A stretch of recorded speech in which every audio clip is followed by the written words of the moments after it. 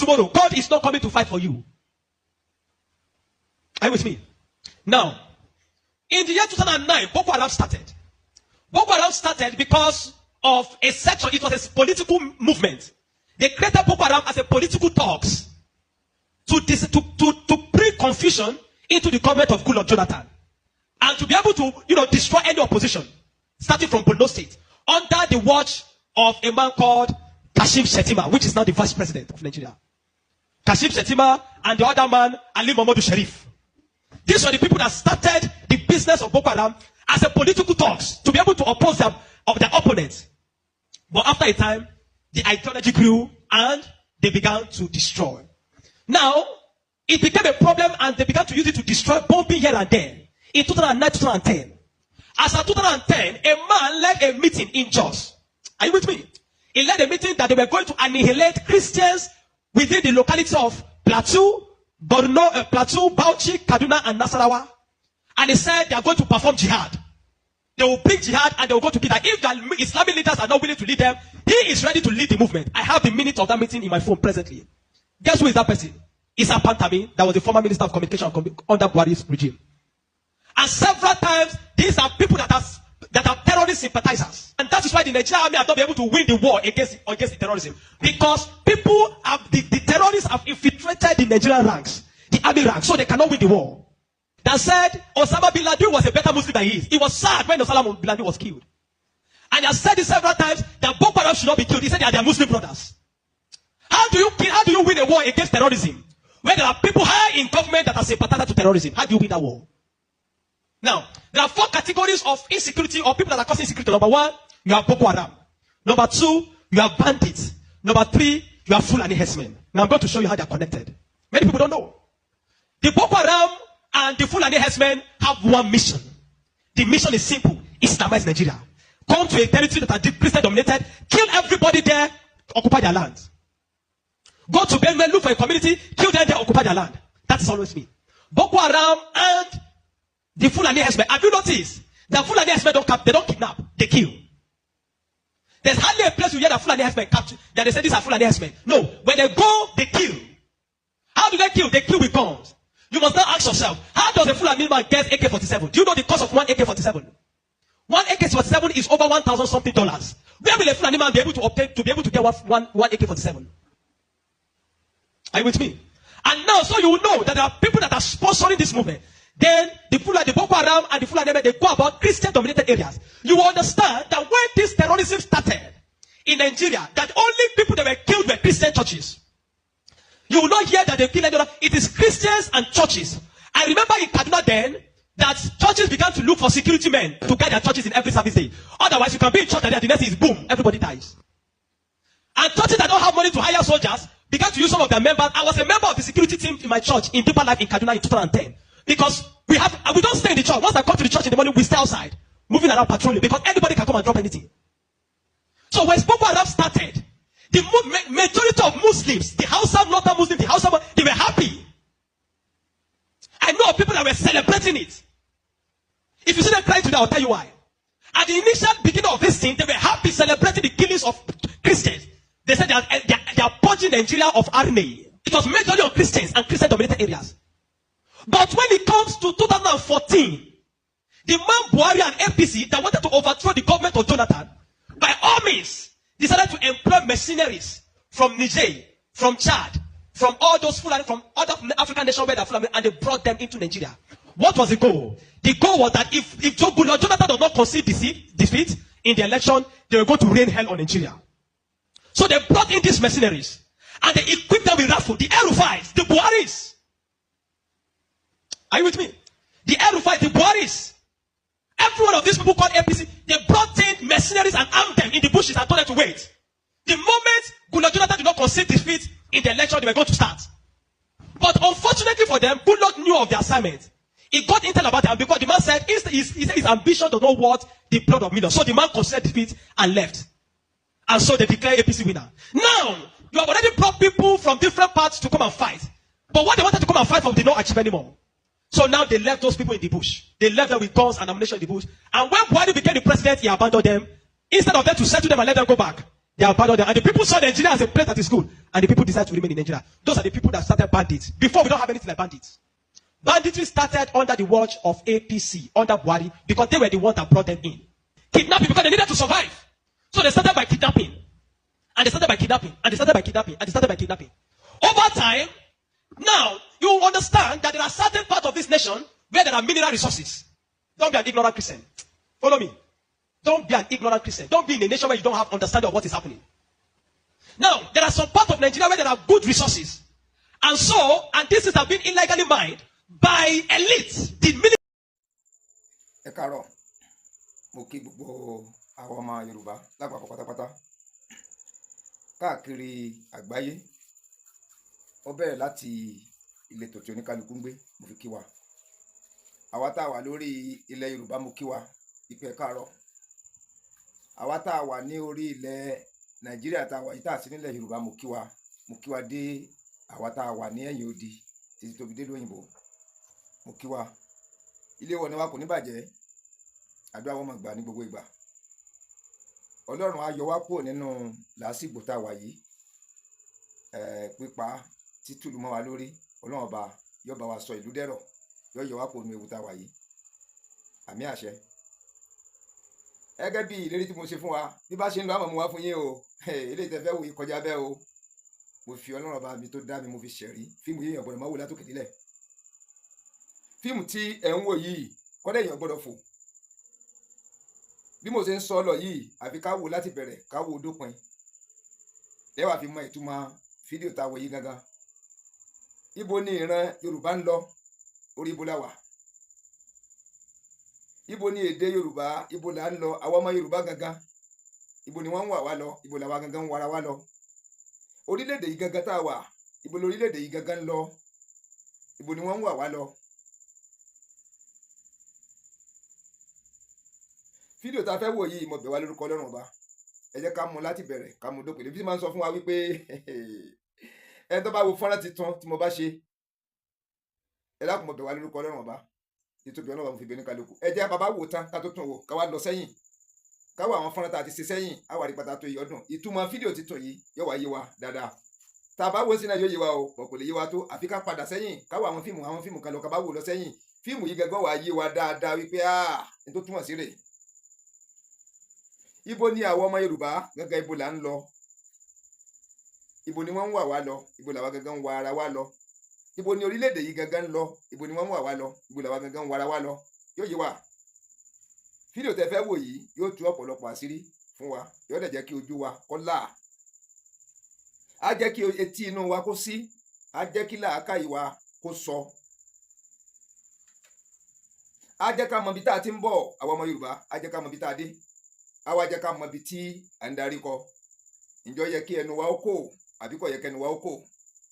Fídíò yóò ṣàlàyé ẹ̀ fún wa. Ǹjẹ́ a fẹ́ délẹ̀ lérí pẹ̀lú ayọ̀ pẹ̀lú ìdùnnú ká pé? Ǹjẹ́ ò fẹ́ délẹ̀ lérí? Fídíò yìí yóò ṣàlàyé fún wa. Ǹjẹ́ orílẹ̀-èdè yìí gangan ṣé yóò wà lọ bá a ṣe wà yìí lọ yìí títí bá a ṣe wà yìí tá a wà lọ bẹ́ẹ̀? Tàbí á padà pín, bóyá pínpín yẹn gan ò ní pẹ́? Fídíò yìí ni ó láyé wa dáadáa. Ẹ̀rí kò máa sọ fún wa wípé àwa tá a bá ń wo fọ́nrán mi tí a ò bá ti subscribe, ká tẹ notification button, ẹ má jẹ́ ká jà, ẹ má jẹ́ ká láfira. Fídíò tá à ń wo yìí gẹ́gẹ́ jẹ́ ká wò sàlẹ̀ rẹ̀ pátápátá lọ́wọ́ ọ̀tún, á rí tí wọ́n kọ subscribe, SUBSYBE.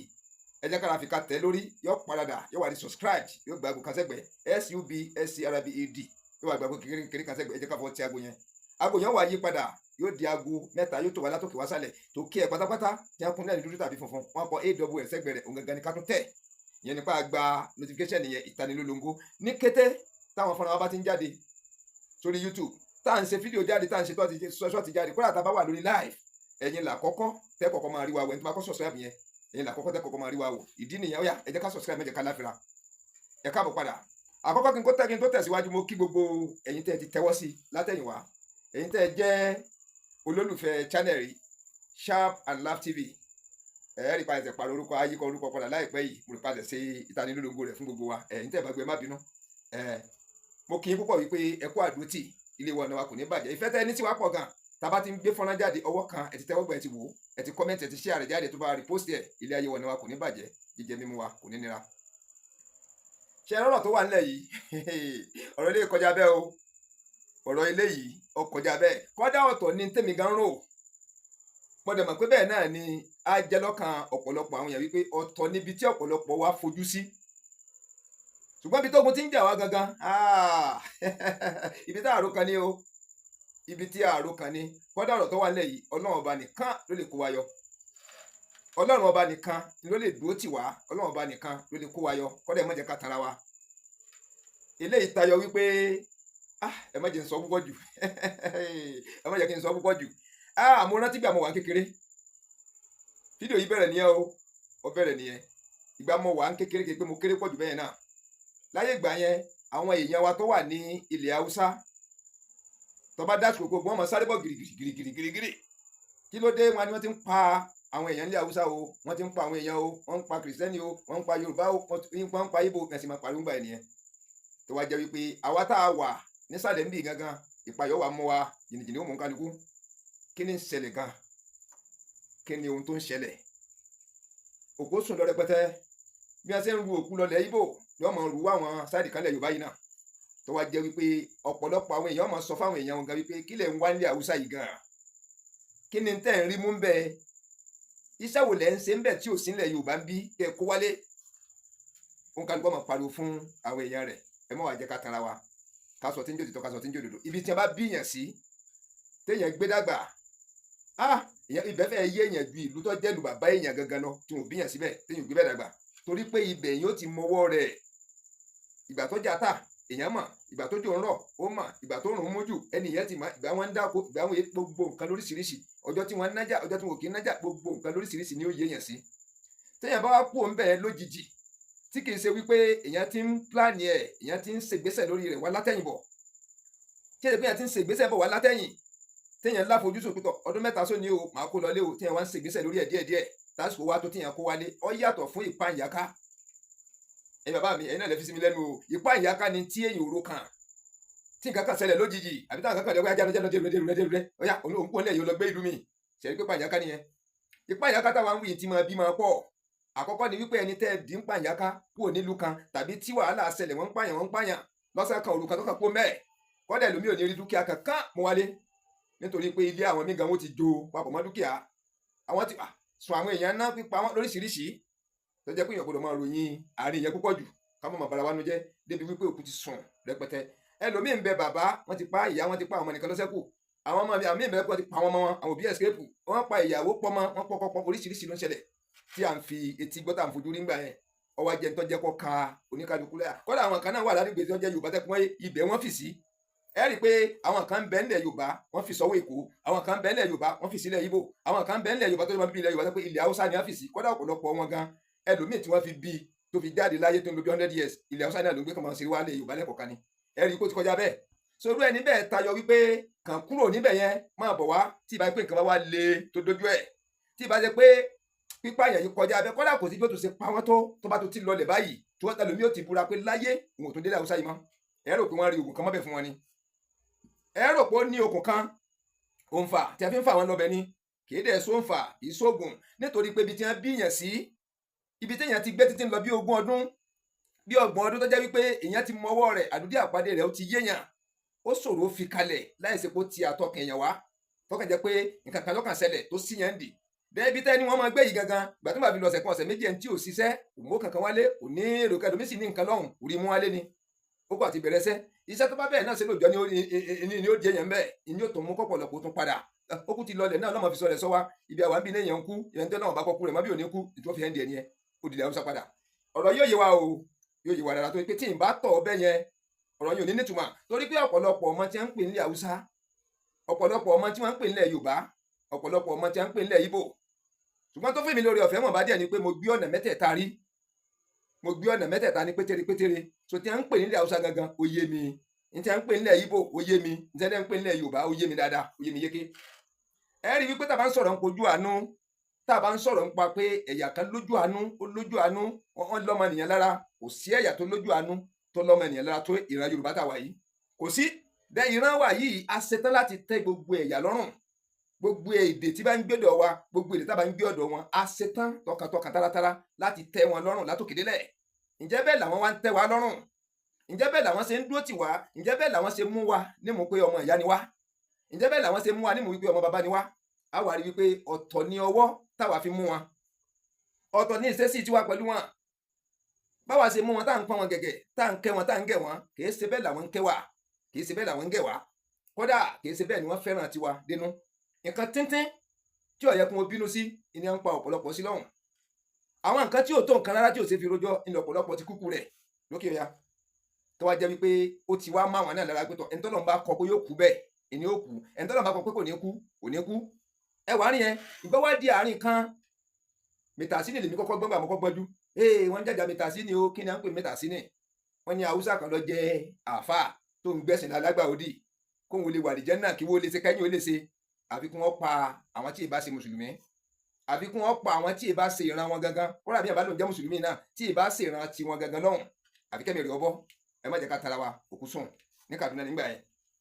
Tí nǹkan bá dẹ̀ ti wá ṣẹlẹ̀ ní àdúgbò kan bẹ́ẹ̀ ni ìyẹn lókè ọya yóò mọ̀ tàn kiri ni wọ́n mọ̀ gbà fúnra wọn lọ débi wípé kó tó tó ọjọ́ kan ọjọ́ méjì kó tó di pé ìjọba gbọ́n dìde ilẹ̀ ti rẹ̀ ńlọ́wọ́ mú kọ́ra ẹ bá ń gbọ́ bàbá Kaduna, bàbá Kano, bàbá Sokoto wọ́n kún ọ́ lílẹ̀ Yorùbá láwọn ogun léńdé bá gbógun léńdé kò sí nǹkan méjì ìgbà wọn pa wọn lọ́rùn ènìyàn ń kó wálé.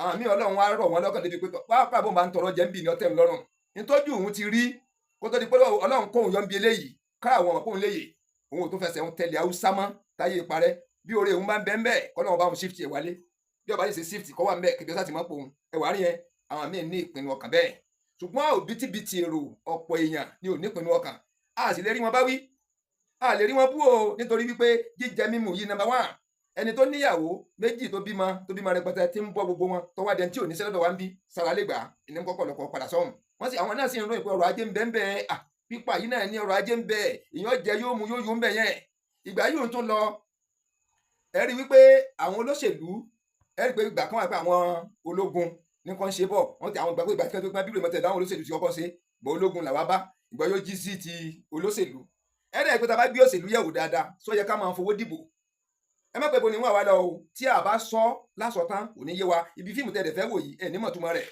sọ yẹ ká máa fi owó sí òṣèlú ẹ rí pé rárá kò yẹ ká máa fowó sòṣèlú rárá ẹni tí ó bá ti dìde ìwà rẹ̀ ní ọjọ́ mọ́ kí wọ́n dìbò fún ẹ dẹ̀tí ọkọ̀ ń tọ́ ọ̀bọ̀ wá nìyẹn ìgbọ́yà ló di ti olówó níbi olówó yìí wàhálà ti wọ̀ ọ́ èmi fẹ́ ṣe ń túláàsì ìwọ fẹ́ ṣe ń túláàsì ọ̀pọ̀lọpọ̀ wọn ti ń rí àṣírí wípé owó ń bẹ ń bi kíní yìí tẹ bá dẹ̀ wò pilẹ̀ òṣèlú láìgbà tẹ́mi wà kékeré àwọn tí ò níṣẹ́ ládùúgbò àwọn tó dàbí ẹni pé iṣẹ́ wọn lẹ̀ mọ́ pẹ̀ wọn náà ṣòṣèlú gbégbá kánsílọ̀ ibẹ̀ ló ti bẹ̀rẹ̀ a padà wá rí wípé àǹfààní wà ń bẹ rẹpẹtẹ owó ń bẹ ń bẹ rẹpẹtẹ tá a bá wá fura sí i láyé ìgbà yẹn dáadáa ẹ rí i pé ọ̀pọ̀lọpọ̀ ó jẹ́ àfáà ni ó jẹ́ pásítọ̀ ni ó jẹ́ babaláwo ni lẹ́kítọ́rà ni ẹnjìníà ni tí a bá ní wọn wá ṣòṣèlú wọn ń sá wọn ní iṣẹ́ ẹ̀rọ ni iṣẹ́ ìdọ̀tí ni irọ́ wọn pọ̀ tí wọn ò ní lè ṣe lẹ́gbẹ̀rún ọdún ni wọ́n mọ̀ búra ìpá wọn ó ṣe lọ́la òótọ́ sì ni òótọ́ ni àwọn náà ti rí wa wípé àfi òótọ́ èyí tó bá sòótọ́ jù ò ní wọlé èyí tó kó rọ́jò rẹpẹtẹ lọ́dà bẹni pa ń tẹ̀lé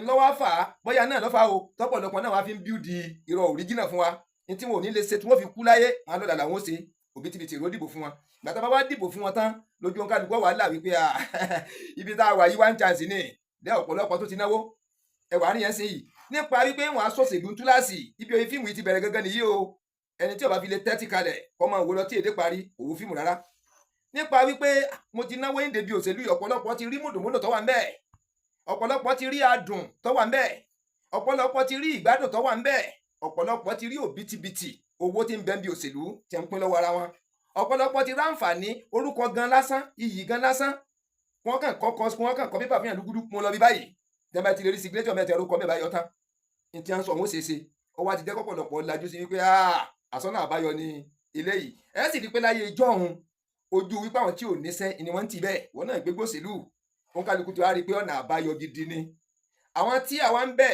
nígbà yẹn pé kọ́ máa ṣòṣèlú wọ́n ti wá dọ̀gá mọ́ wa lọ́wọ́ agídí ni wọ́n fi ń wọ̀ báyìí agídí wọ́n fi ń wọ̀ then by fire by túláàsì ni wọ́n fi ń yọ àwọn èèyàn kúrò nípò torí pé ń wu ẹnìkan wà ń bẹ̀ ó ti sọdún mẹ́rin àlókù ń bẹ̀ níṣẹ́ èmi lókù ọdún mẹ́rin lókù tó ń wọ́n lò láyé ọ̀dà rẹ̀ pé wọ́n ń kakuléètì ara wọn by fire by force lábẹ́lẹ̀ lójú gbangba àwọn náà fi wọ́n ṣe yọ kó mẹ́ẹ̀bì jìgá ńlọ́wọ́ ṣẹlẹ̀ láyé ìgbà ti Jonathan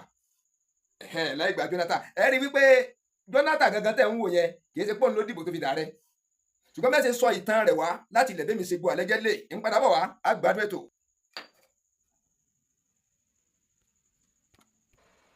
ẹ káàbọ̀ padà sórí channel mi gẹ́gẹ́ bí mo ti máa ń sọ fún wa wípé àwa tí a bá ti subscribe tá a mọ̀ tí ẹ ń pè bẹ́ẹ̀ àmọ́ náà nù o fídíò táwọn èyí gẹ́gẹ́ jáwó sàlẹ̀ pátápátá náà ọ̀tún àti àpẹ́ síbi ẹsẹ̀ rẹ bíi subscribe sí ẹ̀jẹ̀ kára fi ka tẹ̀ lórí yóò padà yóò di subscribe yóò gba aago sẹ́gbẹ̀ẹ́ ẹ̀jẹ̀ ká fọwọ́ ti aago yẹn aago yóò yí padà yóò di mẹ́ta ẹ̀tẹ̀ ètò àlókè rẹ̀ wọ́n kún ní dúdú tàbí funfun wọ́n kọ́ aw sẹ́gbẹ̀ẹ́ ẹ̀tẹ̀ ìtanilólóńgó lẹ́gbàá yẹn ẹ̀ sì subscribe ẹ̀ ti lórí ọ̀fẹ́ láti padà sẹ́yìn láti gbogbo àwọn fúnra tá a ti ṣe ẹ̀ sì lórí ọ̀fẹ́ láti wòye táwọn ìtura tó ń bọ̀ wá gangan tàbá tó ń ṣe dandan ní kí ìtanilólógó rẹ̀ wá sọ́dọ̀ notification yẹn ẹ̀ ṣe kẹ́ káàbọ̀ gẹ́gẹ́ bí n táwọn ń bá lọ àwárí wípé láyé gba Jonathan gẹ́gẹ́ bá a ṣe gbọ́ ìròyìn bàbá yìí allegedly ni wípé nínú kí olóṣèlú soríire lórílẹ̀-èdè tá a wà yìí Jonathan lọ́jà lákọ̀ọ́kọ́ pé olóṣèlú jẹ́ olóríire olóṣèlú tó jẹ́ni tó bójú rere Ọlọ́run pàdé tó bá àánú Ọlọ́run pàdé wọ́n ní Jonathan lákọ̀ọ́kọ́ wọ́n ní gbogbo ìbò tí ń gbé bọ̀ láti gba kánsílọ̀ ní o ọ̀nàrẹ́bù ní o ìwá ní o ẹ̀yìn ní o wọ́n láàánú ní ń bá pàdé bọ̀ àánú ní ń bá pàdé bí kéèyàn jẹ gbákejì kọ́ mọ̀ pé kí gbákejì ó kú wọ́n fi jẹ gbákejì kọ́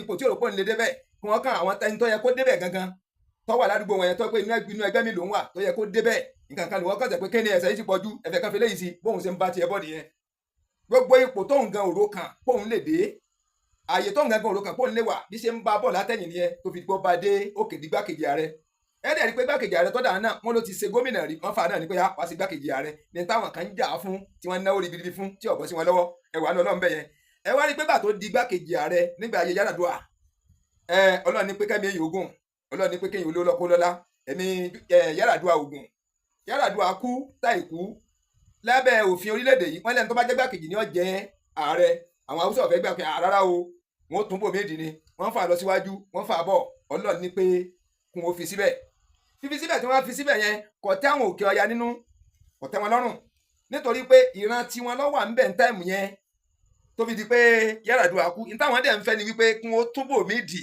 kí Haúsá ó dìde Haúsá nu ẹgbẹ́ kọ̀ọ̀kan ó dìde tàbá wá dìde nu ẹgbẹ́ yẹn kò wá túbọ̀ mí dì gbogbo ẹgbẹ́ tó wá já sí kó jẹ ààrẹ ó tẹ́ wọn lọ́rùn ju wípé kí gbákejì yóò di ààrẹ lọ ẹwà rí yẹn sìn ṣùgbọ́n lábẹ́ òfin orílẹ̀-èdè tí wọ́n ní wọ́n kọ wọ́n ní tí igbákejì tí ààrẹ orílẹ̀-èdè bá kọ́ lọ́mọ jàrí kú ààrẹ orílẹ̀-èdè mọ́láyé tata ayé parẹ́ o wọ́n jẹ́ àrímọ́ Ọlọ́run tí ààrẹ bá kú igbákejì rẹ̀ wọ́n ní yóò bọ́ sí ipò ààrẹ wọ́n ní gbọ́kẹ́ bó ti wà ń bí òfin nìyẹn ìní ó jẹ́ kí àwọn Haúsá orí ilé pò mẹ́ ẹgẹ́ bíi tí mo wá ń bá lọ Jonathan ń ṣe bọ̀ ẹ̀ẹ́dẹ̀ rí bó ti hàn láti lẹ̀ wípé wọn ò nífẹ̀ẹ́ rẹ̀ tó gbogbo ọ̀nà tí ó rìn gbogbo ọ̀nà tí ó gbà tí ó fi jẹ́ wípé olóṣèlú ìwà wọn bí ẹ ṣe ń sọ̀ṣèlú bí ọ̀dà o bí ẹgbẹ́ kan bá wọlé tàbẹ́nìkan wọlé tí wọn ò nífẹ̀ẹ́ sí ọ̀nà tíjọba rẹ̀ ó gbà ṣubú ọ̀nà tí ìjọba rẹ̀ ó gbà tí ò ní rí i ṣe ọ̀nà tíjọba rẹ̀ ó gbà tí ó fi forí sánpọ́n tí gbogbo èèyàn máa ṣépèlé pé àìbò náà nìyẹn kò rí i ṣe àwa gbàgbé pé gbogbo àjọ wà lábẹ́ orílẹ̀-èdè yìí náà ni a ti gbàgbé ẹni tọ́nà bá lásìkò rẹ̀ tó yóò débẹ̀ ẹ jẹ́ ká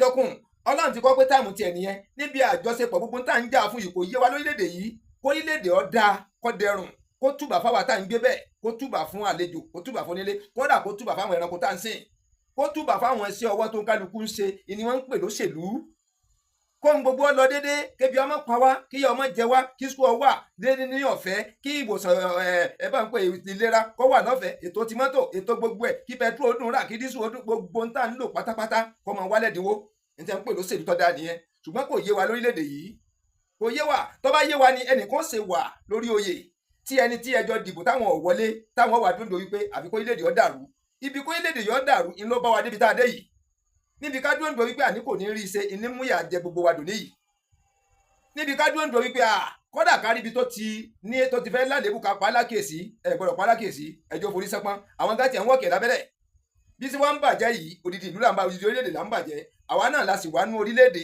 àtúní àtàlejò ń ló wá mú kí ìlú ó le kankan mú kálukú ẹwà àárín yẹn sí yìí so wíwà ń bẹ Jonathan yẹn kò tí àwọn òkè ọya yẹn lọ́rùn so ìgbà tó di pé ó lo ọdún mẹ́rin bóyá ọdún méjì ló ti ẹ̀kọ́ lónìí kó tó di pé ààrẹ kú òun wọbẹ̀ ó lọ ọdún mẹ́rin tí àpò di mẹ́fà nu papọ̀ mọ́ méjì tó ti lò tẹ́tẹ́tẹ́lẹ̀ ìgbà wọn àpáwọn dìbò ẹlẹ́ẹ̀kejì yẹn tí ó bá jẹ́ pọ́ lọ second term ibẹ̀ wàhálà ti wá dé ibẹ̀ ni wàhálà ti dé lábẹ́lẹ̀ àlẹ́jẹ́lẹ̀ bá ṣe ń gbọ́ ó wá jẹ́ wípé Buhari tó fẹ́ bá kanta ẹ̀rí pé kèsì Buhari nìkan àwọn president yọ nínú gbogbo ẹgbẹ́ bóyá ẹgbẹ́ 36 wọn ló wà nígbà ẹbí 26 wọn pè ní ẹgbẹ́ sáwà rẹpẹtẹ gbogbo àwọn tí ó jẹ ààrẹ dìde òǹkàlùkù dìde wọn ń bá Jonathan fà ṣùgbọ́n ti Buhari ó dàbẹ̀ pò ní sáà rẹ̀ ga ju gbogbo àwọn ìyókù lọ. Lẹ́yìn náà ni bóyá Àtíkù àbí Àtíkù náà ni wọ́n fẹ́ jẹ́ ló tún wà lẹ́yìn rẹ̀. Ẹ Buhari yẹn o. Dẹ́n nígbà yẹn ó dàbí ẹni wípé Buhari ti ṣèkínní láyé gbólógun. Babangida ọfọgbọ́n yàgá máa ń dì í, bàbá ṣubú yakata. Ẹ sì mọ̀ pé ìjọba ológun nìyí ọgbà lẹ́rọ̀ wọn pọ̀lú ẹni, bàbá gbà ń kámú gbà ń túláàsì. Ọwọ́ àfẹ́ ti bàbá wa Brigadier Túndé Díàgbọn Ìlọrin náà. Ẹ Buhari yẹn sẹ́ni pé bàbá ní igbákejì, Buhari ní igbákínní ní ààrẹ. Ìyún lọ bẹ́ẹ̀. Wọ́n tún ní bàbá gbégbọ́ ẹlẹ́ẹ̀kejì ìyẹn Buhari ó tó fẹ̀yìn sápọ́n. Wọ́n tó tún gbẹ́lẹ̀ kẹta wọ́n fẹ́ yẹn ìlúlẹ̀ ìlú wa fi di ti Jonathan yẹn gẹ́gẹ́ bá ṣe ń gbọ́ yẹn ìlú ti fi di Jonathan tí Jonathan tó wá dà yẹn wọ́n ní bàbá yẹn ti wá múra lẹ̀ pé àdúrà ọ̀dà lélẹ́yìí o nítorí wọn bá fi ní wọlé fẹ́lẹ́ yìí ajá pé Jonathan kò ní gbádùn ìjọba tiẹ̀ náà ajá pé àwọn dàrú ni àlẹ́jẹ́ lè níta ń gbọ́ nìyẹn lẹ́yìn ọ̀rẹ́ yìí. Then kí ni àníyàn wípé tẹ́nìkan ò bá wọlé dandan ni ká dàrú fún ẹni tó bá ń ṣe ẹ rí i pé ìṣèjọba wa ìṣèlú wa ojú wa ò tí ì là sí tó gẹ́gẹ́ bí àwọn orílẹ̀-èdè tó ti lajú. Ojú wa ò tí ì là sí tó torí pé àwa ti mú nímú wípé bí n bá bọ́ bẹ́ẹ̀ ikú lọ́kàn tí mi bá débẹ̀ ẹni tí ó bá débẹ̀ àfi ká ba orí àga yẹn jẹ́ a sì ní fún láàyè kankan láti rí ohun rere ṣe fún orílẹ̀-èdè. Ṣebí inú orílẹ̀-èdè lẹ́nu yẹn náà wà ṣebó bímọ ṣebó níyàwó ṣebó láwọn ọmọ ṣebó ní mọ̀lẹ́bí iná sì ń kó bá wa dùn níyì. So wọ́n láṣẹ Buhari òun ti kó àwọn nǹkan sínú igbó. Pẹ̀rẹ̀pẹ̀rẹ̀ àṣírí ẹ gbọ́ mi fídíò yìí ẹ gbọ́ àṣírí mẹ́ẹ̀. Ó ti kó àwọn nǹkan ó ti kó wọn pamọ́ sínú igbó. Inú igbó tó kó wọn pamọ́ sí yìí wọ́n ló ti há irinṣẹ́ lé wọn lọ́wọ́ wọ́n ní ó ti há irinṣẹ́ lé wọn lọ́wọ́. Kí wọ́n fẹ́ fi irinṣẹ́ ṣe kí ló kó wọn pamọ́ síbẹ̀ fún. Àwọn yẹn wà ń bẹ̀. Ìgbà tó wọ́n ń dìbò wọ́n lérò ọkàn rẹ̀ ní wípé òun ọba ìwọlé bí Jonathan bá ìwọlé padà torí àwọn pẹ̀lú Jonathan náà wọ́n jọ súnmọ́ra tí ẹjọ́ ń fà á. A jẹ́ wípé Jonathan náà ò ní rí iṣẹ́ nìyẹn ẹ má jẹ́ ká tara wa gẹ́gẹ́ bá ṣe ń wúgbọ́ àlẹ́jẹ́ lé iṣẹ́ ṣe kó dogun gan iṣẹ́ ṣe kó di ogun torí pé wọ́n lóun ti dúró tán pé tí ọba mò ń wọlé nǹkan mi ọ̀tẹ̀ yẹ̀ bọ́ wọ́n ní ara ti fu Jonathan wọ́n ní ẹ ti ta lólongó pé nǹkan báyìí ń lọ ṣẹ́dẹ̀ mọ̀ bàbá Jonathan tẹ́ bá wò ó dàbí ẹni pé òun ò fi bẹ́ẹ̀ kólé ayé léyà tiẹ̀ gẹ́gẹ́ bí tí mo wá sọ fún ẹ má gbàgbé gbogbo ìrìn àjò tiẹ̀ láti lẹ̀ ìbànú Ọlọ́run pàdé bọ̀ ni ipò tí àwọn kan ń fowó ńláńlá dù tí wọ́n ń fà mọ́ra wọn lọ́wọ́ pẹ̀lẹ́pẹ̀lẹ́ wọn fi fọ òun yọ pé bọ́ bẹ́ẹ̀ pẹ̀lẹ́pẹ̀lẹ́ ni ó fi dé bẹ́ẹ̀ kò ní jọpá ń bẹ́yàn gan ni bóun ṣe ń ba bọ́ nìyẹn bí àlọ́jẹ́ kọ́ gbà fọlọ́run ló fi wá wò wípé ìgbà wọn ń ka ìbò wọn kàn ń fà mọ́ra wọn lọ́wọ́ ìgbó dé àyè kan Buhari filẹ̀ wọn ba ibẹ̀ lọ́kàn Buhari ló ti máa mí túpẹ́túpẹ́ pé yes nǹkan ọ̀sẹ̀ nure ibẹ̀ làwọn èèyàn Jonathan náà ti fẹ́ yarí pé kò gbọ́dọ̀ rí bẹ́ẹ̀ wíyé kíní kan ní Jonathan fi adé nígbà ìpẹ́tọ̀ òun kálukú ọmọjà fóun o ẹnì kankan ọmọ dìde nídìde wípé bóyá torí ti Jonathan lè fi ń jà pé wọ́n sòjóró ni wọn ò sòjóró ni kò sí tọ́kẹ́ níbọdí bẹ́ẹ̀ o ibi wọn bá kà sí ìlọtẹ òun lọ́rùn kódà kò tí ì sí ààrẹ tó gbà bẹ́ẹ̀ rí lórílẹ̀‐èdè yìí ní ti Jonathan ṣe yẹn kò tí ì sí ààrẹ tó gbà bẹ́ẹ̀ rí tó etí kàátà tó sì ti gbà wípé tọ̀ bí ọba já sí òun faramọ́ ẹ dẹ̀ rí pé ẹni tí ń bá a dù òun ti kẹ́fín ó ti gbá sírí wípé tóun ọba fi wọlé àjẹpẹ́lẹ́ èdè ọ̀dàrú nìyẹn nǹkan mi ò ṣẹlẹ̀ kí wá ló lè ṣẹlẹ̀ ṣé ó lè mú ẹ̀mí Jonathan lọ ni ṣó lè fa wàhálà ńlá ni bóyá lòun wá rò wípé ẹni tí ò kú ìṣe ọ̀tán fa lẹ́yìn ipò tóun wà yìí gangan ṣé òun lòun tọ́ sí ni àbóríire lòun bá débẹ̀ èyí tóun jẹ́ yìí tó àwọn èèyàn rẹ̀ fẹ́ yarí kódà àwọn èèyàn rẹ̀ làbújá ń gbà yẹn àwọn yẹn lọ ń sọ ipá wọn gbà kí Nàìjíríà bẹ̀rẹ̀ àmì kan sọ kódà wọn ní pé bóyá orílẹ̀-èdè kan gan ti kó àwọn tí ń sọ wá gan kì í sàmú orílẹ̀-èdè yìí gẹ́gẹ́ bí yà ṣe ń gbọ́ kì í sàmú orílẹ̀-èdè yìí ní ń sọ ní Aso Rock àwọn orílẹ̀-èdè míì ní ń sọ níbẹ̀ tó fi bẹ̀rẹ̀ tó fi parí ẹwà rí yẹn sí báyìí so ìní Jonathan wa ti kẹ́fí wípé wọ́n ti ta lólongó ló fi wá gbà fọlọ́run ibi táwa ń bọ̀rọ̀ lọ gangan níbi tí wàhálà orílẹ̀-èdè yìí ti bẹ̀rẹ̀ ibẹ̀ ládé yìí àwọn tí wọ́n kó nínú gbóńjọ́ sí àwọn tí wọ́n kó sínú gbó pamọ́ tí wọ́n lọ kó wọn sátàwọn wa tí wọ́n kó ní sẹ́lẹ̀ ọlọ́wọ́ yìí pé tọ̀ bí ìkọ̀ ọba ti sẹ́nu rẹ o bàbá ti ní ọyá náà nu ẹ̀dá gbogbo ẹ̀rú ẹ fojú orílẹ̀-èdè papọ̀ ẹ̀dá gbogbo ẹ̀rú ẹni ọba lè kó pé ẹni ọba lè yòóyè ẹwà rí yẹn sí báyìí wọ́n ti gbàgbára lé wọn lọ́wọ́ nugbó wọ́n ti kẹ́rù lé wọn lọ́wọ́ kẹ̀kẹ̀kẹ̀kẹ̀ bóyá ìjẹ́ pé sẹ́ẹ̀ tí wọ́n ní àwọn ọmọ bẹ́ẹ̀ ti pàdé ara wọn tẹ́ fi lọ kó wọn nugbó tẹ́ fi kó ní sẹ́ni wọn lọ́wọ́ ìgbà Buhari wọlé tán ṣe mọ̀ pé ìdùnnú ti débẹ̀ tí òkè pò ń lé wọlé ó di ìkíní ó lulẹ̀ ó di ìkejì ó lulẹ̀ ó di ìkẹta ó lulẹ̀ ẹ má jẹ́ kó dé ẹlẹ́ẹ̀kẹrin eléyìí òun lọ́kàn ni ló fi kan Buhari tó wá kàn yẹn inú ti dùn tayọ òun ti gbàgbé àwọn tó kó nugbó mẹ́wàá ń bẹ lórílẹ̀-èdè yìí fa òun ti gbàgbé àwọn jàǹdùkú tó kó nugbó tó kó ní sẹ́nálálá ní ẹ lọ́wọ́ wọ́n lòun ti gbàgbé kalẹ̀ àwọn sì ní ẹ̀rí pé bàbá ti dépò ọlá wọ́n ti tayọ ẹni tí yọkàn á kú gìrìbà téèyàn kan akú gìrìbá àbí èèyàn kan pè anyhow àbí èèyàn kan pé òun kalẹ̀ pọ̀ bámọdé o ti tayọ bẹ́ẹ̀ àwọn tọ̀hún ò lè yọjú sí mọ́ inú igbó wọn wà tí a ti ń sayé ẹ wàá rí yẹn sí o inú igbó tí wọn wà yẹn inú igbó ti mọ́ra bẹ́ẹ̀ làwọn ti ń jẹ tí wọ́n ti ń mu ẹ sì mọ̀ pé báyà wọn kò yà kó fi èèkan sí wọn lápò ìgbọ́n tí wọ́n fi sí wọn lápò wá tán ibi wàhálà ti bẹ̀rẹ̀ tó tí Nàìjíríà ti kó yẹ wàhálà nìyẹn ibi tá a ti gbé dóńbo òun nìyẹn ẹ gbẹ́kùnrẹ́rẹ́ rẹ̀ ẹ gbọ́ òríjìnà rẹ̀ kọ́ńbọ̀kì ẹ gbọ́ fi lọ pé bá a ṣe ń tọ̀ lọ ìyẹn mọ̀jẹ̀ ká fò ẹni ọba ilé fò ó sì tó tọrọ sẹ́yìn ni.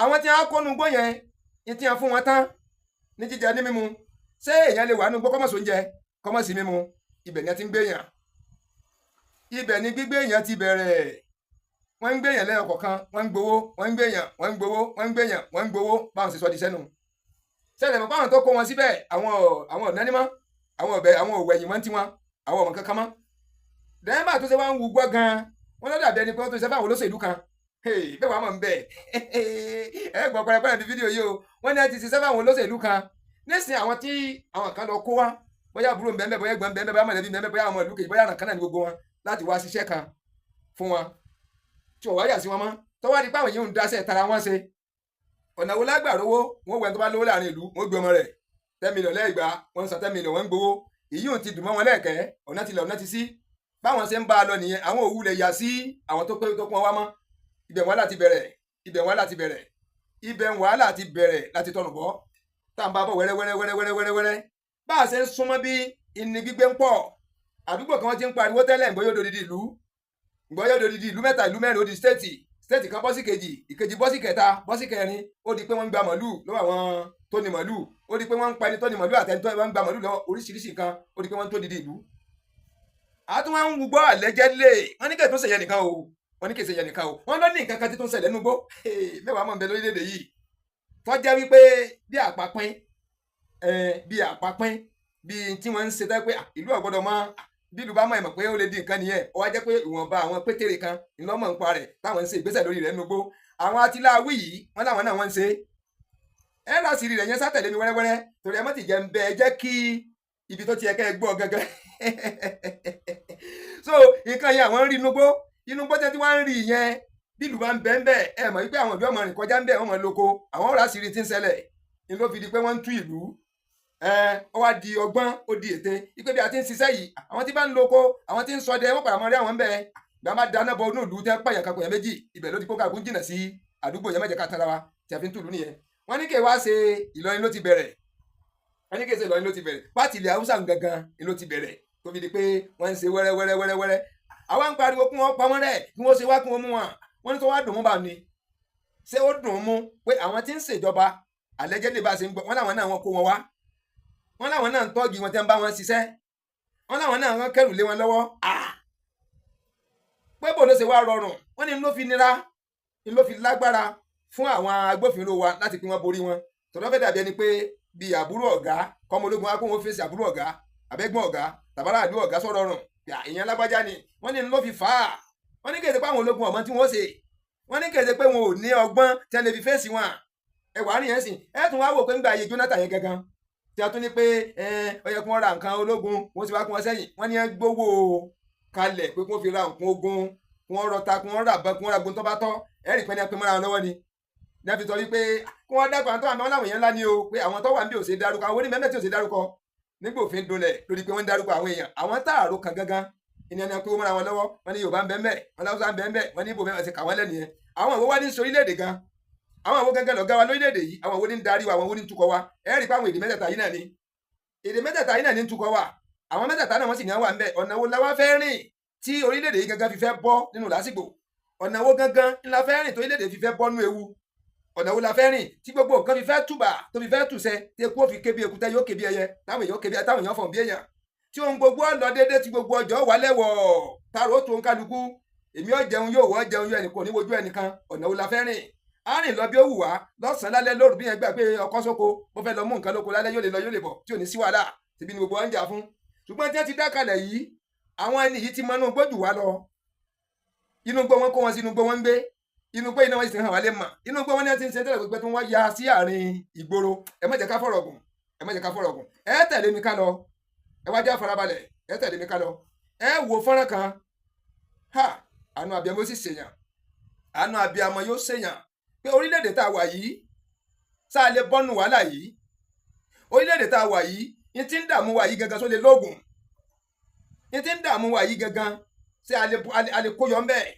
Ǹjẹ́ bá sì máa bá yí lọ títí lálẹ́ kọ́ lélẹ́yìí ni kí ni ó padà gbẹ̀yìn orílẹ̀-èdè yìí gangan, kí ni ó gbẹ̀yìn wa, Ọlọ́run jẹ́ kó rere ó gbẹ̀yìn wa. Ẹ tẹ̀lé mi ká lọ kẹ wá lọ gbọ́ ọ̀rọ̀ ẹnu oníkàn ilẹ̀ ti gbọ́ pọ̀n, ẹ tẹ̀lé mi ká lọ. Banditry started under the watch of APC because they were the ones that brought them in. It was 1992-93 in Kaduna. A riot broke out which they call the Zango Kataf riot. It is high time for us to know. If you are a Muslim brother, I want you to come and debunk this. Yes, this is not about religions or whatever, but it is obvious. We know what is going on in social media, and we are seeing the way things is going for decades in Nigeria. Mo ní àwọn family kan gbà ẹ́, a máa ń pè wọ́n ní Ogunlémidé, òun la máa ń pè wọ́n. We are talking about 90 some, is it not around 97, 96 nígbà ẹ̀. Àwọn kọ̀kọ́ tó ti ṣẹlẹ̀ nígbà tí wọ́n pa àwọn Kìrìsìtẹ́nì ní Òkè Ọya lọ́hùn. Kíákíá ni wọ́n sábọ̀ nílé ńgbà wọ̀nyí. Ẹ wá gbọ́ bitter truth tí brother yín sọ. Òun tọ́ ọ̀rọ̀ ní kọ́ máa sọ òun la ṣe ń sọ fún yín pé àwọn ọmọ Kìrìsìtẹ́nì, àwọn ọmọ Mùsùlùmí ilẹ̀ Yorùbá, ọmọlúwàbí náà fi ń ṣe ẹ̀sìn titi wọn. Ẹ̀sìn wọn kì í ṣe ẹ̀sìn ti wá. Ẹ fẹ̀sìn lẹ̀ fáwọn ẹlẹ́sìn ẹ̀sìn jàgídíjàgan ni. It's very simple. But a ṣe ń rí àwọn èèyàn tó jẹ́ pé wọ́n sì fẹ́ máa wọ́n fẹ́ máa claim pé kò rí bẹ́ẹ̀. Ẹ wo ohun tó ń lọ, ẹ wo ohun tó ń lọ kiri, ẹ wo nǹkan tó ń lọ káàkiri àgbáyé. Gúnmí ṣé ó yẹ kí Gúnmí sì máa rìn kiri títí dèní lórí ọ̀rọ̀ ẹ̀sìn òun náà ni. Káwọn máa pa àwọn èèyàn bẹ́lẹ̀ kẹ́nìkan jáde síta kó máa ní kò rí bẹ́ẹ̀. Ṣé ó dìgbà tán bá bẹ́ gbogbo àwọn èèyàn lórí tán? Ẹ farabalẹ̀ kẹ́ wo fọ́nrán yìí o, ẹ̀yin tèmi, ẹ̀yin ènìyàn mi, mo kí wa o. Aburú ò ní ṣe wá, aburú ò ní ṣe wá o. Àlàáfíà ni fún gbogbo wa. Ẹ jẹ́ ká fọmọ olúwàbí ṣe gbogbo tí a bá ń ṣe.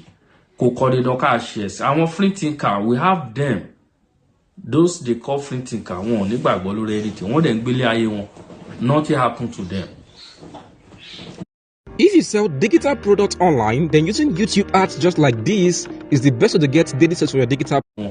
Nothing happened to them. Nothing happened to them. Ìyá ẹni, bàbá ẹni, Ọlọ́run ẹni ni. Képe ẹlẹ́dàá rẹ̀ gbàdúrà ní kọ̀kọ̀. Ọlọ́run á dá ẹ lóhùn. Kò dìgbà tá bá ń gorí òkè. Ṣé wọ́n sọ pé orí òkè lọ́lọ́run wà ni? Ṣé orí igi lọ́lọ́run wà ni? Yẹbi a ní ibi gbogbo ló wà, àbí kí ló wá dé tá lè pray sí Ọlọ́run níbi tá wà? Kí ló dé tá máa lọ Mẹ́kà lọ waste owó, kí la lọ sí Jordan lọ ṣe? Tẹ́ lọ máa waste owó, ebi ń pa àwọn ará ìlú ti bàjẹ́. Ara nǹkan tó fà á tí Nàìjíríà fi dà bó ṣe dà nìyẹn. Ẹ mọye ní gbogbo ìlú tó ń lọ síbẹ̀ yìí, Nàìjíríà wà lára wọn. Owó tá ń waste dànù lọ sí ìlú onílùú. Nǹkan tá ń wá lọ Sókótó wà lábẹ́ Sókótó. Afẹnubá ti wá jẹ́ àwọn àríkọ́ṣe owó báyìí ló wà lára àwọn tẹ́ lọ ń bá. Ẹ sọ fún mi àríkọ́ṣe ẹyọ kan tó wà lára àwọn tẹ́ lọ ń bá. Ẹ mọ̀ nǹkan tó ń fojú àwọn ọmọ wa ń rí. Wọn ò lè fún ẹ níwèé ìgbélú. O ò lè fẹ́ ọmọ wọn. O ò lè bá wọn ní àjọṣepọ̀ kankan. Ṣùgbọ́n tó bá fẹ́ gbé owó wá sí ìlú wọn, wọ́n lè gbà ẹ́ láyè kó máa bọ̀. Ẹ jẹ́ ká yára wa lọ́pọlọ. Ẹ gbọ́ ohun tó ọ̀rọ̀ tó jáde lẹ́nu arákùnrin. Ẹ̀yin ènìyàn mi, ṣé mọ̀ pé ṣókíṣókí báyìí náà làwa ń ṣe tiwa. Mo fẹ́ kí etí ire ní kẹ́ fi gbọ́ mi o. Èmi ọmọ yín ni o. Olólùfẹ́ yín. Gbogbo ọmọ Yorùbá tó jẹ́ ọmọ Yorùbá òótọ́. Àbúrò ní ṣe. Because they were the ones that brought them in. It was 1992-93 in Kaduna. A riot broke out which they call the Zango Kataf riot. I was a young boy, very, very young then. And people were killed in scores. If you are not an Afsa person practicing Muslim in Islam, they were killed. Especially if you are from the southern part of Kaduna, the tribes from the southern part of Kaduna, they were massacred. It was called the Zango Kataf riot. And if the next thing they do is to burn churches, kill Christians, and then if they are done with that, then they focus on businesses that is for Igbo people, Igbo-owned businesses, and they destroyed it. I grew up knowing that Christians are an endangered species in Nigeria. In the year 2000, when the Sharia riots, how many of you have heard of the Sharia riot? Hundreds of thousands of people were killed in Kaduna. I can remember vividly that we had to defend our house from people. They brought some Fulani boys and they faced our house. They were shooting arrows. They were stoning our zinc. They spot our zinc shooting arrows. Even though I was a Muslim then. Even though my father was a Muslim then. But because majority of the people in our compound were Christians, so they were willing to destroy every one of us because we're living with Christians. I can remember a particular church in Mando, for those that know Mando, in Kaduna, called Chapel of Redemption. That church was destroyed. And so from that time, anytime there's a little hanky-panky in Nigeria, the first target is churches and Christians. And this has prevailed for a long time. That even if there's a problem with in another country, the Muslim and the Hausas in Nigeria will rise up and begin to kill Christians. How many of you remember the Miss World crisis in 2002, 2001, 2002? That somebody threw a picture of Muhammad or something in France. Long away in France. And they began to fight in Nigeria. Are you following me? Christians are endangered species. Now let me give you, and that's how it has continued. Scores have been killed, and they focus on regions where there is a mixture of both Christianity and Islam. If you look at states like Kaduna, states like Plateau State, states like Nasarawa, states like Taraba, states like Benue, states like Bauchi, states like Gombe, states like Borno. These are places where they focus on because they intend to eliminate every living Christian in that place. Anybody that debunks it is a total lie because I have grown and lived in the north.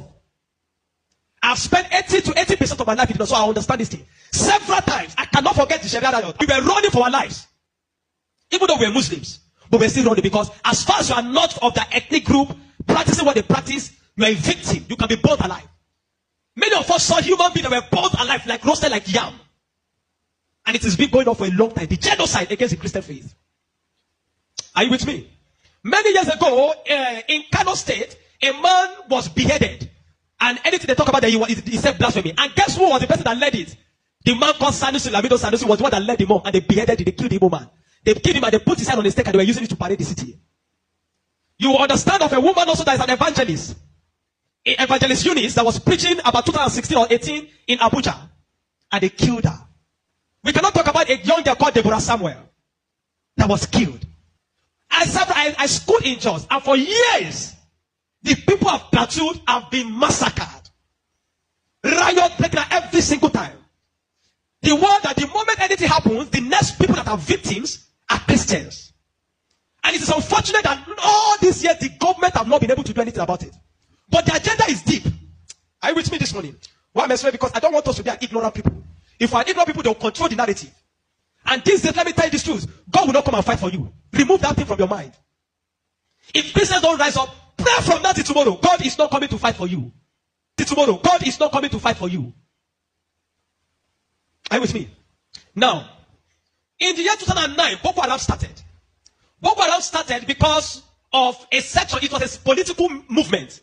They created Boko Haram as a political talks to bring confusion into the government of Goodluck Jonathan. And to be able to, destroy any opposition, starting from Borno State, under the watch of a man called Kashim Shettima, which is now the vice president of Nigeria. Kashim Shettima and the other man, Ali Mohammed Sharif. These were the people that started the business of Boko Haram as a political talks to be able to oppose their opponents. But after a time, the ideology grew and they began to destroy. Now, it became a problem and they began to use it to destroy, bombing here and there. In 2009, 2010. As of 2010, a man led a meeting in Jos. Are you with me? He led a meeting that they were going to annihilate Christians within the locality of Plateau, Borno, Plateau, Bauchi, Kaduna, and Nasarawa. And he said they are going to perform jihad. They will bring jihad and they will go to kill that. If the Islamic leaders are not willing to lead them, he is ready to lead the movement. I have the minute of that meeting in my phone presently. Guess who is that person? Issa Pantami, that was the former Minister of Communication under Buhari's regime. And several times, these are people that are terrorist sympathizers. And that is why the Nigerian army have not been able to win the war against the terrorism. Because people have, the terrorists have infiltrated the Nigerian ranks, the army ranks, so they cannot win the war. That said, Osama bin Laden was a better Muslim than he is. He was sad when Osama bin Laden was killed. And he has said it several times that Boko Haram should not be killed. He said they are their Muslim brothers. How do you win a war against terrorism? When there are people high in government that are sympathizers to terrorism, how do you win that war? Now, there are 4 categories of insecurity or people that are causing insecurity. Number 1, you have Boko Haram. Number 2, you have bandits. Number 3, you have Fulani herdsmen. Now I'm going to show you how they are connected. Many people don't know. The Boko Haram and the Fulani herdsmen have one mission. The mission is simple: Islamize Nigeria. Come to a territory that are Christian dominated, kill everybody there, occupy their land. Go to Benue, look for a community, kill them there, occupy their land. That's always me. Boko Haram and the Fulani herdsmen. Have you noticed that Fulani herdsmen they don't kidnap, they kill? There's hardly a place you hear that Fulani herdsmen capture that they say these are Fulani herdsmen. No, when they go, they kill. How do they kill? They kill with guns. You must now ask yourself, how does a Fulani man get AK-47? Do you know the cost of one AK-47? One AK-47 is over $1,000 something. Where will a Fulani man be able to obtain to be able to get one AK-47? Are you with me? And now, so you will know that there are people that are sponsoring this movement. Then the Boko Haram and the Fulani, they go about Christian-dominated areas. You will understand that when this terrorism started in Nigeria, that only people that were killed were Christian churches. You will not hear that they killed anyone. It is Christians and churches.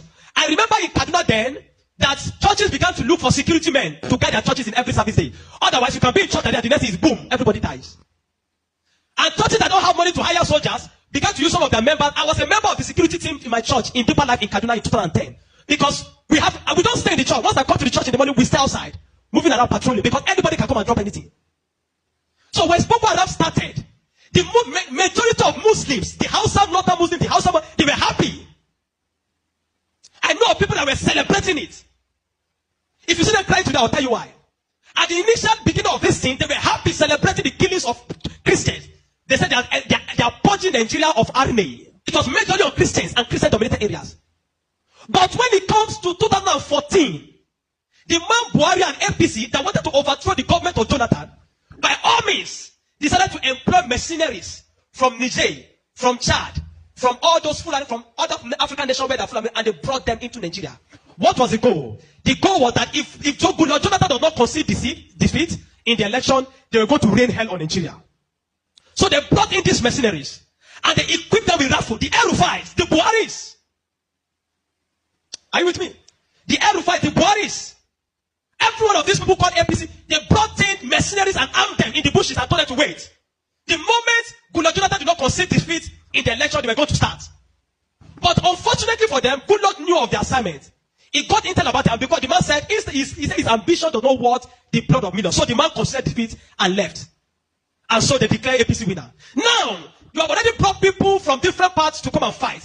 But what they wanted to come and fight for, they did not achieve anymore. So now they left those people in the bush. They left them with guns and ammunition in the bush. And when Buhari became the president, he abandoned them. Instead of them to settle them and let them go back, they abandoned them. And the people saw Nigeria as a place that is good. And the people decided to remain in Nigeria. Those are the people that started bandits. Before, we don't have anything like bandits. Banditry started under the watch of APC, under Buhari, because they were the ones that brought them in. Kidnapping, because they needed to survive. So they started by kidnapping. And they started by kidnapping. And they started by kidnapping. And they started by kidnapping. Over time, now, you understand that there are certain parts of this nation where there are mineral resources. Don't be an ignorant Christian. Follow me. Don't be an ignorant Christian. Don't be in a nation where you don't have understanding of what is happening. Now, there are some parts of Nigeria where there are good resources. And this is have been illegally mined by elites. This is have been illegally mined by elites, the military generals, the oligarchs.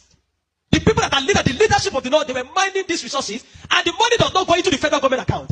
So what they do is that they employ the services of this banditry to create two things. Number one, to create diversion. So when you go to Zamfara, that's why you hear that they say there is killing in Zamfara now. It's because of the Ilema gold mine. There is gold in Zamfara that they are mining. And so these bandits that are already in the bush, some people collaborate with them, partnered with them, and told them to see, keep creating confusion, create chaos. When you keep creating chaos, the Nigerian state and the people of Nigeria will not be able to focus on the illegal mining. They'll be concerned about the insecurity. So the insecurity is created as a means of diversion in the north. Are you following me? It is created as a means of diverting the attention of the military and the Nigerian populace from being able to focus on the illegal mining of resources.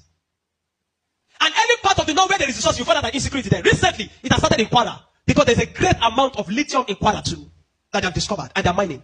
So they partner with the Chinese because the people that do this illegal mining are the Chinese.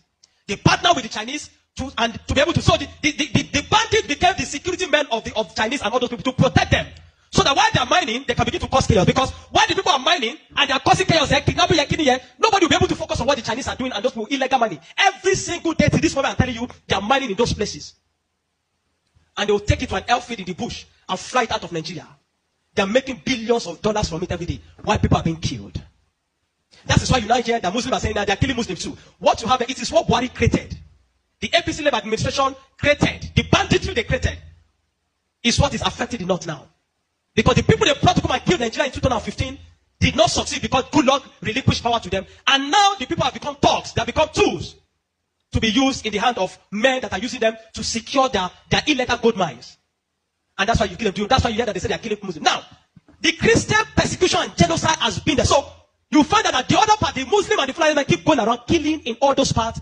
And the Christians and the churches have been silent for too long. This evil has prevailed in Nigeria because the righteous men have been too quiet. If we're ever going to win against insecurity in Nigeria, Nigeria must put two things Nigeria must do. Number one, Sharia law must be completely abolished in Nigeria. Because Nigeria is not an Islamic state. Why will Nigerians or part of Nigeria be practicing Sharia? The law guiding them, constitutional law, that believe that if somebody deserves to die because he speaks against his God. Can an Hausa man insult Jesus and I kill him for insulting Jesus? But somebody believe when you speak against Muhammad, you deserve to die. How do you live in a country with somebody that have that kind of mentality? The military have become complicit. They are compromised. Nigerian military cannot win this war. 20 years from today, I'm telling you, 20 years from today, this thing of insecurity will not end because there are people that are enjoying it, benefiting from it, and reaping from it. If Nigeria want to win this war, partner with America. Let them come and militate. I'm not sure I've seen that in Kano yesterday, some people were protesting that they don't want America to come. Because they believe what they have been told is that if America is coming to kill Muslims, and the man says he wants to come and kill terrorists, but they are protesting. Anybody that is negotiating, people like Ahmed Gumi, Sheikh Gumi should be locked away. A terrorist sympathizer is a terrorist. A man that believes that you are not supposed to kill a terrorist is himself a terrorist. A man that believes that we should go and negotiate. How do you go and negotiate with terrorists? Because you see, terrorists are not just criminals. They are working with a wrong ideology.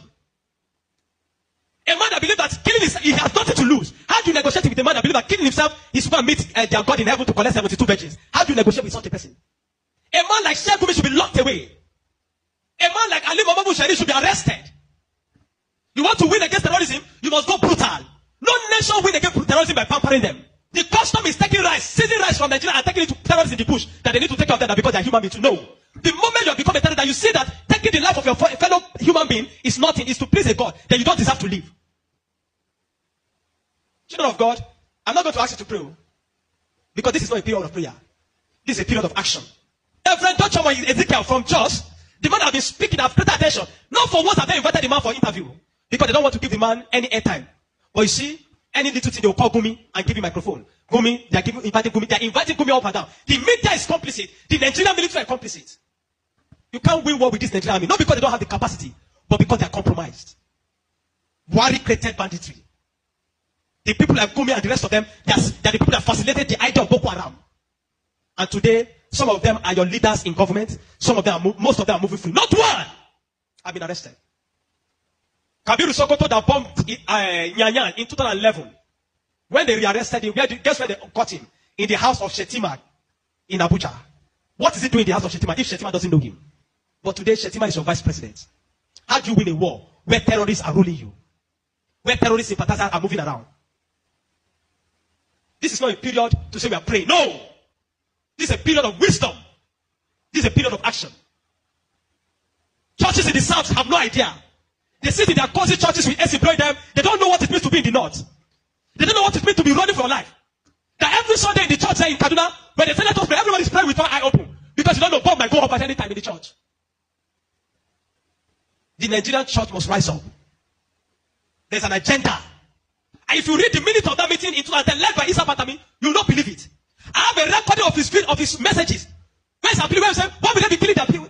He said, why would they be killing his Muslim brothers? Referring to Boko Haram as their Muslim brothers. How do you win with such a people in government? And that guy was a minister under Buhari for 8 years. Do you know what I'm telling you this morning? You are a Nigerian.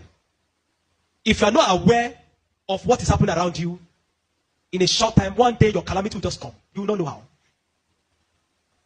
Are you with me? The banditry that is destroying them in the north was created by the people Buhari brought for mercenaries to destroy Nigeria in 2015 in case he did not win. Unfortunately, he won, and those people were left without fight. And they began to use the weapons that have been provided for. These guys have sophisticated their weapon. They move logistics, move money in dollars. Where do you think they're getting it from? You think it's from the sale of cow? No.